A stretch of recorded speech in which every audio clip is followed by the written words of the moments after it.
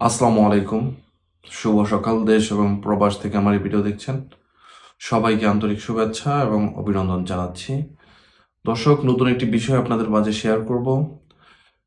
সেটা হলো হাসনাত আবদুল্লাহ, এনসিপির দক্ষিণাঞ্চলের মুখ্য সংগঠক যিনি, তিনি পরপর 2 দিন 2টা স্ট্যাটাস দিলেন। প্রথম দিন বলেছেন যে আওয়ামী লীগের সাথে যারা কম্প্রোমাইজের রাজনীতি করতেছেন, এটা যদি করতে থাকেন তাহলে হাসনাত আবদুল্লাহর শিষ্টাচার বহির্ভূত রাজনীতি করবেন। এবং গতকাল রাতে তিনি একটা বোমা ফাটানোর মতো একটা কথা বলেছেন তার ভেরিফাইড ফেসবুক পেজ থেকে। সেটা হলো যে রয়ের প্রেসক্রিপশনে বাংলাদেশে কোনো রাজনীতি হবে না। কথা দুটার মধ্যে সমান গুরুত্বপূর্ণ, সমান গুরুত্বই বহন করে দুটো কথাই।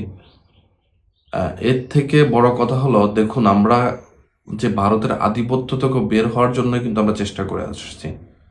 যদি হাসনাত আবদুল্লাহর এই কথার যদি সত্যতা থাকে বা এই কথার যদি ভিত্তি থাকে, তাহলে কিন্তু এটা বাংলাদেশের জন্য আবারও এটা হুমকির হয়ে দাঁড়াবে। সেটার কারণ হলো এই যে ভারতের প্রভাবে যদি বাংলাদেশের রাজনীতি হয়, সেটা কিন্তু সবচাইতে খারাপ হবে। ভারতের প্রভাবের রাজনীতি বাংলাদেশে হলে সেটা সবচাইতে খারাপ হবে। বাংলাদেশের মানুষ ভারতের বলয় থেকে বের হইতে চায়, এটা হলো চিরন্তন সত্য কথা।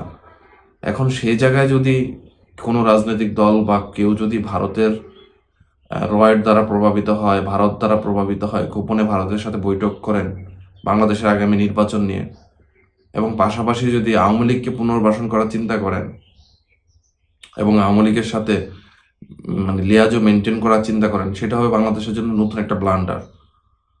দেখুন, এতগুলো মানুষ মারা গেছে, যার মারা গেছে সেই বুঝে তার বেদনা। একটা কথা আছে না, যার গেছে সেই বুঝে। এতগুলো মানুষ মারা গেছে একটা দলের অমানবিক অমানসিক কার্যক্রম থেকে। এত বড় একটা ব্ল্যান্ডার করছে আওয়ামী লীগ, বাংলাদেশে এত বড় একটা গণহত্যা করছে যেটাকে বলতে পারি আমরা। এতগুলো মানুষ মারছে শুধু কম ক্ষমতার জন্য, ভারতকে খুশি করার জন্য। বাংলাদেশ থেকে যা গেছে গোটা 50 বছরে শুধু ভারতকে দিয়েই গেছে বাংলাদেশ, কিন্তু বাংলাদেশ কিচ্ছু পায় নাই।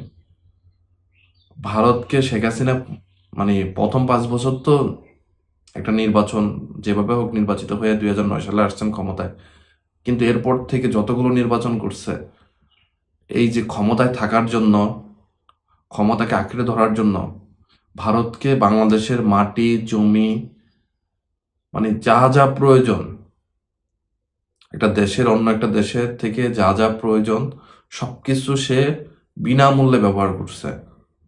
বাংলাদেশ থেকে এই যে শিপমেন্ট সুবিধা, যেটা বাংলাদেশ থেকে বাই রুট যে সুবিধাটা তাদের 7 সিস্টার যাওয়ার, সেটা নিয়েছে।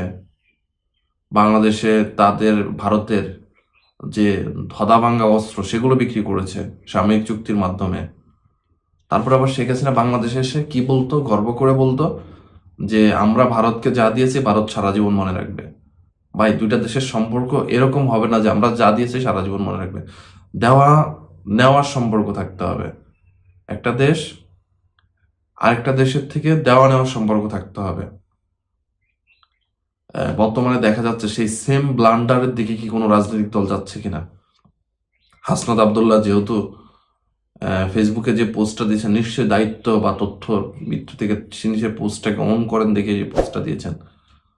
আমরা ইতিমধ্যে অনেক জায়গায় খবর পাচ্ছিলাম যে ভারতের পররাষ্ট্রমন্ত্রীর সাথে অনেকে বসেছেন, অনেকে অনেক এজেন্সির সাথে বসছেন, কিন্তু এখন যদি শোনা যায় রয়ের সাথে বসছেন, এবং র যদি বাংলাদেশের রাজনীতি পরিচালনা করে, র যদি বাংলাদেশের রাজনীতি করে, এটা তো খারাপ, এটা তো খুব খারাপ। বাংলাদেশের জনগণ আর কখনোই চায় না যে ভারতের বলয়ে যাওয়ার জন্য, সেটা যেই হোক, সেটা যেই হোক। কিন্তু আপনি রাজনীতির সুবিধা, রাজনৈতিক স্বার্থ হাসিলের জন্য আবার যদি সেম কাজগুলো যদি করেন কেউ, সেটা তো খুব খারাপ। দর্শক, অনেক কথা বললাম, অনেক কিছু বললাম। আমি একটা খবরটা একটু পড়ে শোনাই আপনাদেরকে। ইনকিলাব থেকে খবরটা আমি আপনাদেরকে পড়ে শোনাই, যেটা গতকালকে রাতে দেওয়া হয়েছে হাসনাত আবদুল্লাহকে নিয়ে। সেটা হলো, রয়ের প্রেসক্রিপশন নিয়ে বাংলাদেশের রাজনীতি চলবে না। হাসনাত আবদুল্লাহ, জাতীয় নাগরিক পার্টি এনসিপির দক্ষিণাঞ্চলের মুখ্য সংগঠক হাসনাত আবদুল্লাহ বলছেন, রয়ের কাছ থেকে প্রেসক্রিপশন নিয়ে এসে বাংলাদেশের রাজনীতি চলবে না। বৃহস্পতিবার নিজের ভেরিফাইড অ্যাকাউন্টে দেওয়া এক পোস্টে ভারতীয় গোয়েন্দা সংস্থা রকে নিয়ে এই মন্তব্য করেন। এই পোস্টটি ফেসবুকে দেওয়ার পর থেকে তা মুহূর্তের মধ্যে ভাইরাল হয়। শেয়ার, লাইক, কমেন্টের ঝড় তোলেন নেটিজেনরা। অনেকে এই পোস্টে বিরূপ মন্তব্য করেন, পাশাপাশি অনেকে হাসনাতের পক্ষ নিয়ে তাদের বক্তব্য কমেন্ট শেয়ার করেছেন। এর আগে আওয়ামী লীগ প্রশ্নে যারা আপোষের রাজনীতি করছেন তাদের হুঁশিয়ারি দিয়ে বলেছেন, আপনারা কম্প্রোমাইজের রাজনীতি করবেন আর আমরা করবো শিষ্টাচার বহির্ভূত আচরণ। গত 15 এপ্রিল আওয়ামী লীগকে নিয়ে পোস্ট দেন।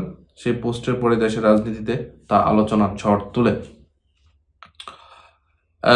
দেখুন, রাজনৈতিক দলগুলোর যে বিষয় সেটা হলো যে আপনার প্রতিবেশী দেশের সাথে আপনার সমঝোতা থাকতে হবে, প্রতিবেশী দেশের সাথে ভালো আন্ডারস্ট্যান্ডিং থাকতে হবে, কিন্তু এমন কিছু করেন না যেটা নিজের দেশটাকে বিক্রি করে দেওয়া লাগে, নিজের দেশটাকে অন্যের পায়ের কাছে নিয়ে ধরা লাগে। এরকম কোনো রাজনীতি করেন না ভাই, প্লিজ। বাংলাদেশে আমরা মানে একটা লম্বা সময় ধরে কিন্তু একটা শৃঙ্খলায় আবদ্ধ, সেটা থেকে একটু একটু করে বের হওয়ার চেষ্টা করতেছি আমরা এখন। ডক্টর মোহাম্মদ ইউনূস বা অন্যান্য যারা আছেন তো সবাই চেষ্টা করতেছেন একটু থেকে বের হওয়ার জন্য, কিন্তু সেইখানে যে রাজনৈতিক দলগুলো আপনাদের রাজনীতির মানে ওই ধরনের যদি চিন্তা ভাবনা হয় যে আমরা নতুন করে ভারতের মানে সাহায্য নিয়ে এইখানে সাহায্য নিয়ে কি করবো, সেটা প্লিজ করেন না, তাহলে কিন্তু নতুন করে আবার একটা ব্লান্ডার সৃষ্টি হবে। আমরা চাই না সেরকম কিছু। আপনি দেখেন, ভারত কিন্তু কখনোই বাংলাদেশের কিন্তু উন্নতি চাবে না। আপনি যত বড়ই হন না কেন, আপনি ভারতের ফেরেস্তা মনে করেন বা যাই মনে করেন, ভারত কখনোই চাবে না বাংলাদেশ ডেভেলপ করুক, বাংলাদেশ স্বয়ংসম্পূর্ণ হোক। এটা ভারত কখনোই চাবে না। কখনোই একটা দেশ আরেকটা দেশের বন্ধু হইতে পারে না। তারপরে তো ভারত পাশাপাশি দেশ, ভারত তো কখনোই চাবে না আমাদের কোনো ডেভেলপমেন্ট প্রজেক্টে ভারত বারবার বাধা দিবে, এটাই স্বাভাবিক। সেটা আপনারা বুঝেন না কেন আমি বুঝতে পারি না। আপনি কোনো একটা ভালো কাজ করতে যাবেন, সেখান থেকে ভারতের বাধা আসবে, করতে পারবেন না আপনি সেটা। তো এই ধরনের রাজনীতি যারা করছেন, আমি অনুরোধ করব বারবার, যেগুলো থেকে বের হয়ে আসেন, মানুষের রাজনীতি করেন, বাংলাদেশের রাজনীতি করেন। বাংলাদেশের রাজনীতি করলে জনগণ ভালোবাসবে, জনগণ স্বইচ্ছে আপনাকে ক্ষমতায় বসাবে।